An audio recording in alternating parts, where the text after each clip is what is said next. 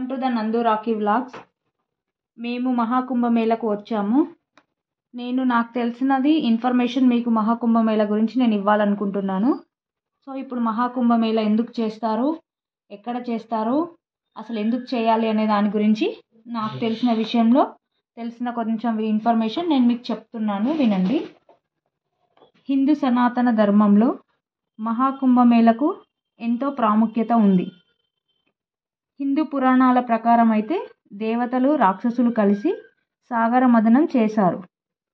ఈ సాగర మథనం చేసిన టైంలో అనేక రత్నాలు, అప్సరసలు, అమృతం లాంటివి బయటకు వచ్చాయి. అప్పుడు అమృతం విషయంలోకి వచ్చేసరికి దేవతలకు రాక్షసులకు మధ్య వివాదం తలెత్తింది. ఆ సమయంలోనే ఆ అమృతపు చుక్కలు కొన్ని భూమిపైన పడ్డాయి. ఈ అమృతపు చుక్కలు అనేవి ఒక 4 ప్లేసెస్లో పడ్డాయి మనకు. ఈ 4 ప్లేసెస్లో పడ్డ ప్లేసెస్నే మనం కుంభంగా నిర్వహించారు. అక్కడే కుంభమేళ అనేది చేస్తారు. ఆ ప్లేసెస్ వచ్చి ప్రయాగరాజ్, నాసిక్, హరిద్వార్, ఉజ్జయినిలో అమృతపు చుక్కలు పడ్డాయని పురాణాల ద్వారా మనకు తెలుస్తుంది. ఈ కుంభమేళను ఆదిశంకరాచార్యులు ప్రారంభించినట్లు చరిత్ర ద్వారా తెలుస్తుంది. జ్యోతిష్య శాస్త్రం ప్రకారం సూర్యుడు మకరంలోకి ప్రవేశించినప్పుడు మహాకుంభం ప్రారంభమవుతుంది. అంటే మకర సంక్రాంతి పండుగ నుంచే కుంభస్నానం ప్రారంభమవుతుంది. ఆదిశంకరాచార్యులు, ఆయన శిష్యులు, సన్యాసులు, అఘోరాలు సంగం ఒడ్డున రాజస్నానం చేశారు. ఇక్కడ స్నానం చేయడం వల్ల మోక్షం పొందుతారని చాలామంది నమ్ముతారు. అందుకే లక్షలాది మంది భక్తులు తరలి వస్తారు ఈ కుంభమేళకి. మహాకుంభమేళ వేళ చేసే స్నానాన్ని రాజస్నానంగా పరిగణిస్తారు. ఈ సమయంలో నదుల నీరు అమృతంతో కూడిన సమానమైన లక్షణాలను కలిగి ఉంటుందని చాలామంది నమ్మకం. అంతేకాదు సకల దేవతల అనుగ్రహం కూడా మనకు లభిస్తుందని కూడా నమ్ముతారు. ముఖ్యంగా ప్రయాగరాజ్లో రాజస్నానానికి ఒక ప్రాముఖ్యత ఉంది. ఇక్కడ గంగా, యమున, సరస్వతి నదులు కలుస్తాయి కాబట్టి ఈ నదుల కలయికను సంగం అని పిలుస్తారు. వేద జ్యోతిష్యం ప్రకారం బృహస్పతి ఒక రాశిలో ఒక ఏడాది పాటు నివాసం ఉంటాడు. 12 రాశుల మీదుగా ప్రయాణించడానికి కనీసం మనకు 12 సంవత్సరాల సమయం పడుతుంది. అందుకే ఈ 12 సంవత్సరాలకు ఒకసారి పవిత్రమైన స్థలాల్లో మాత్రమే ఈ కుంభమేళ నిర్వహించబడుతుంది. మనకు ఒక సంవత్సరంకి దేవతలకు ఒక రోజుతో సమానం. దీని ప్రకారం దేవతలు రాక్షసుల మధ్య 12 సంవత్సరాల పాటు యుద్ధం జరిగింది. అందుకే 12 సంవత్సరాలకు ఒకసారి ఈ కుంభమేళలు నిర్వహిస్తారు.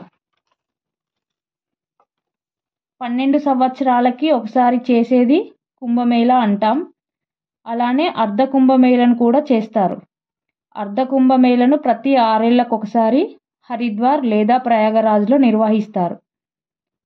పూర్ణ కుంభమేళ అంటే ప్రతి 12 సంవత్సరాలకు ఒకసారి ప్రయాగరాజ్, హరిద్వార్, ఉజ్జయిని, నాసిక్లో నిర్వహిస్తారు.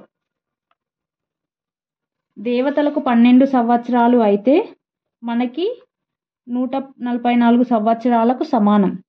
అందుకే ఈ 144 సంవత్సరాలకు ఒకసారి ఈ మహాకుంభమేళను భూమిపైన నిర్వహిస్తారు. ఇంతకుముందు 2013వ సంవత్సరంలో ప్రయాగరాజ్లో కుంభమేళ నిర్వహించారు. అంటే ఇప్పుడు 2025 సంవత్సరం జనవరి 13 నుంచి 26 ఫిబ్రవరి వరకు మహాకుంభమేళ నిర్వహిస్తున్నారు. మళ్ళీ ఈ మహాకుంభమేళలో వచ్చి కొన్ని స్నానాలు ఆచరించడానికి ఒక 6 రోజులు ముఖ్యమైన రోజులు ఉంటాయి.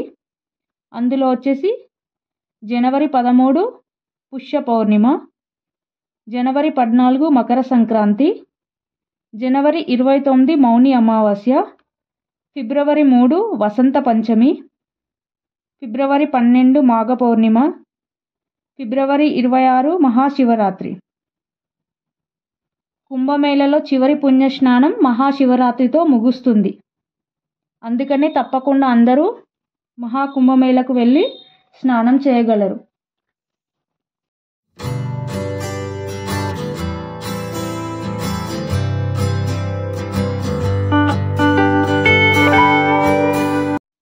మేము కూడా ఈ మహాకుంభమేళకు పుణ్యస్నానం చేయడానికి వరంగల్ నుండి ప్రయాగరాజ్ త్రివేణి సంగమంకు బై ట్రైన్లో వెళ్ళాము. మేము ప్రయాగరాజ్ జంక్షన్ చేరుకునేసరికి రాత్రి 2 o'clock అయింది. నెక్స్ట్ రైల్వే స్టేషన్ నుండి బయటికి వచ్చేసి ఒక 1 kilometer వరకు నడిచిన తర్వాత అక్కడి నుండి అయితే మనకు ఆటోస్ అనేది అవైలబుల్ ఉన్నాయి. అక్కడ నుండి ఒక 4 kilometer వరకు ఆటోలో వెళ్ళాము. తర్వాత అక్కడ నుండి ఆటోస్ అనేది స్టాప్ చేసేసారు. అక్కడి వరకే వెహికల్స్కి అలౌ ఉంది. వెహికల్ డ్రాప్ చేసిన ప్లేస్ నుండి సంగమం వెళ్ళడానికి ఇంకా 5 kilometers నడవాల్సి వచ్చింది. మేము రాత్రి రీచ్ అవ్వడం వల్ల చలి ఎక్కువగా ఉంది. మీరు వెళ్ళాలనుకుంటే మాత్రం స్వెటర్స్, జాకెట్స్ తప్పకుండా తీసుకెళ్ళండి. మేము మౌని అమావాస్య కన్నా ముందు వెళ్ళాం కాబట్టి క్రౌడ్ ఉంది. నైట్ టైం కాబట్టి కొంచెం బెటర్గా ఉంది. మేము సంగం రీచ్ అయ్యేసరికి 4 o'clock అయిపోయింది. లక్కీగా బ్రహ్మముహూర్తంలో పుణ్యస్నానం కంప్లీట్ అయింది.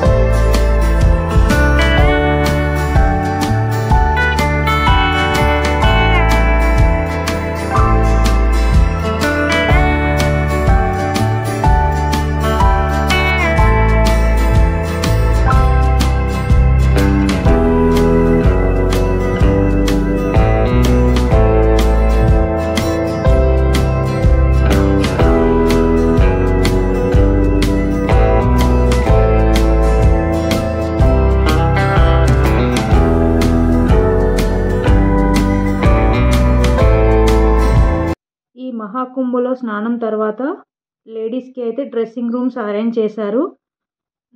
మేము రెడీ అయ్యి మెల్లిమెల్లిగా బయటికి వచ్చేసి సంగం నుండి 1 kilometer దూరంలో బడే హనుమాన్జీ మందిర్ ఉంది. మేము అక్కడికి వెళ్ళాము. ఈ హనుమాన్ మందిర్ చాలా ప్రాముఖ్యమైనది. ఈ హనుమాన్ మందిర్కి అయితే మనకు బ్యాగ్స్ అండ్ మొబైల్స్ కూడా అలో ఉంటుంది. ఈ టెంపుల్లో హనుమాన్ పడుకొని ఉంటాడు. మేము దర్శనం చేసుకొని బయటికి వచ్చేసి అక్కడ నుండి మళ్ళీ వేరే ప్లేస్కి వెళ్ళాలనుకున్నాము.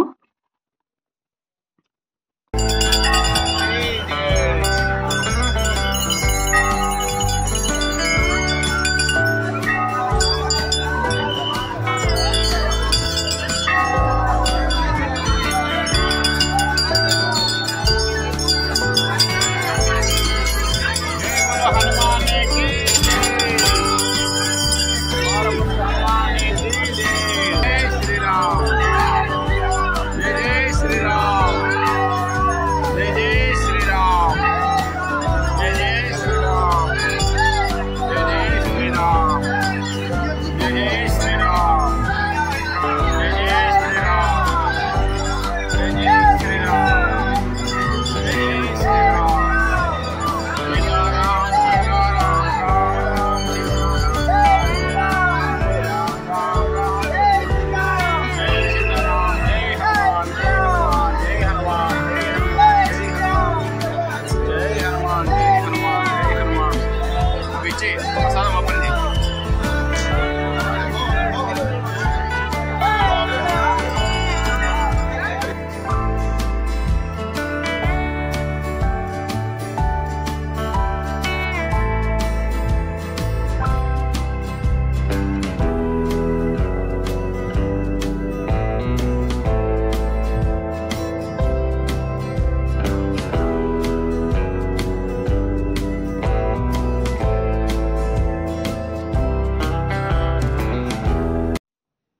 బడే హనుమాన్జీ దర్శనం అయిపోయిన తర్వాత అక్కడ నుండి మేము అక్షయవత్ ఆలయం వెళ్ళాలనుకున్నాము. ఈ అక్షయవత్ ఆలయం ఏంటంటే రాముడు, లక్ష్మణుడు, సీత వనవాస సమయంలో ఈ క్షేత్రాన్ని సందర్శించాడని హిందూ గ్రంథాలు చెప్తున్నాయి. ఇక్కడ ఉన్న ఈ మర్రి చెట్టు 300 సంవత్సరాల పైగా పురాతనమైనదని ఇక్కడ వాళ్ళు చెప్తున్నారు. అందుకే దీనికంటూ ఒక ప్రత్యేకత ఉంది. మీరు వెళ్ళినప్పుడు కూడా తప్పక సందర్శించండి.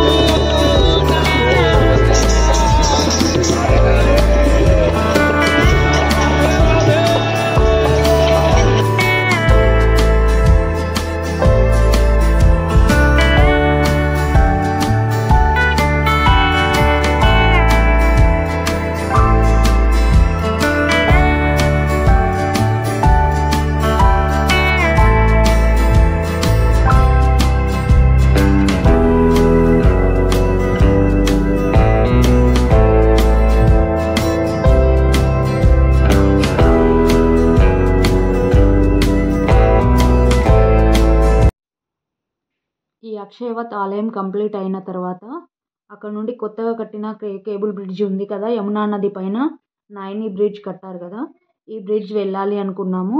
అక్కడ నుండి బ్రిడ్జ్కి వెళ్ళాలి అంటే ఆల్మోస్ట్ షార్ట్కట్స్లో అన్నీ క్లోజ్ చేశారు. మనం తిరిగి వెళ్ళాలనుకున్న వెహికల్స్ మాత్రం అలో లేదు. ఎందుకంటే సిటీలో ట్రాఫిక్ ఎక్కువ ఉండడం వల్ల ట్రాఫిక్ కంట్రోల్ చేయడానికి వెహికల్స్ అన్నీ నడవనీయడం లేదు, ఆపేశారు. చాలా దూరం ఒక 4 కిలోమీటర్స్ బై వాక్లో వెళ్ళిపోయి అక్కడ నుండి ఫైనల్గా నైని బ్రిడ్జ్ ఎక్కాము.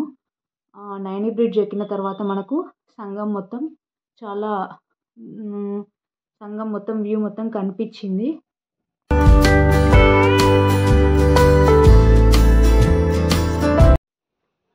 నైని బ్రిడ్జ్ ఎక్కిన తర్వాత మీకు ఇదంతా నైని బ్రిడ్జ్ మీరు చూస్తున్నది. ఇక్కడ నుండి మనకు నైని బ్రిడ్జ్ ఎక్కినాక లెఫ్ట్ సైడ్ రైట్ సైడ్ చిన్న చిన్న టెంట్స్ కనిపిస్తున్నాయి కదా, ఈ టెంట్స్ అనేవి మనకు ఇక్కడ స్టేయింగ్ కోసం అరేంజ్ చేసినవి, పోలీస్ వాళ్ళ కోసం ఇవైతే.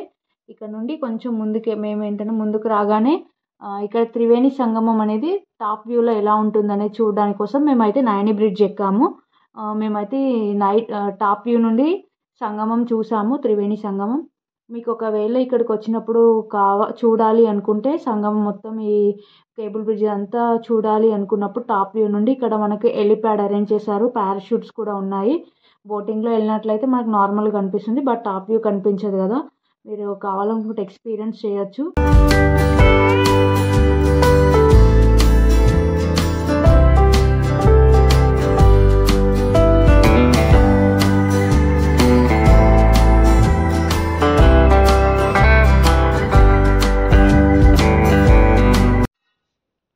ఇప్పుడు బ్రిడ్జ్కి మేము రైట్ సైడ్ వచ్చాము. ఇక్కడ నుండి చూస్తున్నది మీకు కనిపించేది త్రివేణి సంగమం. బట్ మీకోసం నేను జూమ్ చేసి చూపించాలి అనుకుంటున్నాను. ఇదంతా మనకు అక్కడ అరేంజ్మెంట్ చేసినవి. ఇప్పుడు చూడండి, జూమ్ చేసి చూపిస్తున్నాను కానీ బట్ క్లియర్గా కనిపించట్లేదు. బట్ లైవ్లో చూసినట్లయితే వ్యూ అనేది చాలా బాగుంది, మనకు కనిపిస్తూ ఉంటుంది. ఇక్కడ చిన్న చిన్న కనిపించేదంతా మనం అక్కడ స్నానాలు చేసే ప్లేస్, సంగమం ప్లేస్ అది. మీరు కూడా వెళ్ళినట్లయితే అప్పుడు ఈ కేబుల్ బ్రిడ్జ్ పైకి వచ్చేసి చూడండి, బాగుంటుంది. మొత్తం వ్యూ మనకు క్లియర్గా కనిపిస్తూ ఉంటుంది. ఇవన్నీ చిన్న చిన్నవన్నీ బోటింగ్, వెళ్ళాలనుకుంటే మీరు కూడా వెళ్ళొచ్చు బోటింగ్లో. ఇక్కడ నుండి ఇక మేము ఇక్కడ చూసి కంప్లీట్ చేసేసి మేము రిటర్న్ మళ్ళీ రైల్వే స్టేషన్కి బయలుదేరిపోయాము. ఇదంతా మీకు కనిపించేది జూమ్లో, ఇదంతా క్లియర్గా జూమ్లో ఇట్లా చూపిస్తున్నాను. బట్ మీకు అక్కడక్కడ ఇక్కడ కనిపిస్తూ ఉంటున్నారు, బట్ అక్కడక్కడ కనిపించదు. ఇంకా దూరం పెరిగే కొద్దీ మీకు క్లియర్ అనేది తగ్గిపోయింది. మళ్ళీ ఇక్కడ నుండి రైల్వే స్టేషన్కి బయలుదేరాము. ఇక్కడ నుండి ఒక 10 కిలోమీటర్స్ వరకు ఆల్మోస్ట్ నడిచినా ఎక్కడ ఒక్క ఆటో వాళ్ళు కూడా ఆపడం లేదు, ఆటోస్ కూడా అలో లేదు. కొన్ని ప్లేసెస్లో అలా ఉన్నా రష్గా ఉండి వాళ్ళు రైల్వే స్టేషన్ అనేది హెవీ ట్రాఫిక్ ఏరియా కాబట్టి రాలేకపోతున్నారు ఎవరిని అడిగినా అని. ఇక్కడ నుండి బై వాక్లో ఎలాగోలో ఒక 2 కిలోమీటర్స్ బిఫోర్ రాగానే ఒక ఆటో వాళ్ళు ఆగారు. ఫైనల్గా మేము రైల్వే స్టేషన్ రీచ్ అయ్యాము.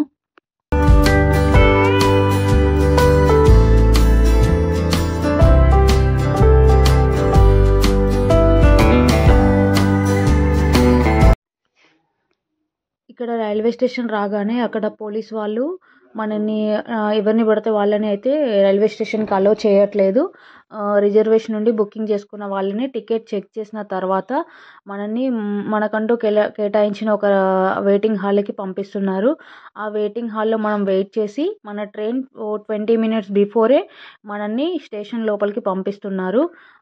ఇప్పుడు చూస్తున్నంత స్టేషన్లో ఏంటంటే ఆ స్టేషన్లో వెళ్ళిపోయినా కానీ మన ప్లాట్ఫామ్లో దగ్గర మన కోచ్ వరకు వెళ్ళడానికి కూడా అంత రష్గా ఉంది. ఒకవేళ మీరు వెళ్ళాలి అనుకుంటే మాత్రం మీకు up and down tickets confirm అయిన టికెట్స్ ఉంటేనే వెళ్ళండి. చాలా రిస్క్ చేయొద్దు. బ్యాచిలర్గా అయితే ఈజీగా వెళ్ళి రావచ్చు ఎలాగైనా. ఫ్యామిలీతో మాత్రం కంప్లీట్ టికెట్స్ బుకింగ్ ఉంటేనే ప్రిఫర్ చేయండి. వెళ్ళినప్పుడు మాత్రం ఆల్మోస్ట్ ఒక 10 to 15 కిలోమీటర్స్ నడవడానికైనా మీరు సిద్ధంగా ఉండి వెళ్ళండి. ఇదంతా మనకు బిఫోర్ కుంభమేళ స్టార్ట్ అయినప్పుడు ఇవన్నీ కార్యక్రమాలు చేశారు. బట్ ఇప్పుడైతే ప్రజెంట్ ఏం జరగట్లేదు అక్కడ. సాధువులకంటూ వాళ్ళకి కేటాయించిన కొన్ని టెంట్స్ ఉన్నాయి. అందులో అయితే మనం వెళ్ళి వాళ్ళని మీట్ అవ్వచ్చు, చూడొచ్చు. ఇదంతా మీరు చూస్తున్నది ఇది వచ్చేసి ఇంకా మేము చాలా చూసాము. నెక్స్ట్ వీడియోలో అప్కమింగ్ మేము ఏమేమి చూసామనేది వీడియోలో మీకు క్లియర్ ఇన్ఫర్మేషన్ పెడతాను. See you and next video. Subscribe my channel, like, share, ఎలా ఉందో చూసి కామెంట్ చేయండి. Bye bye.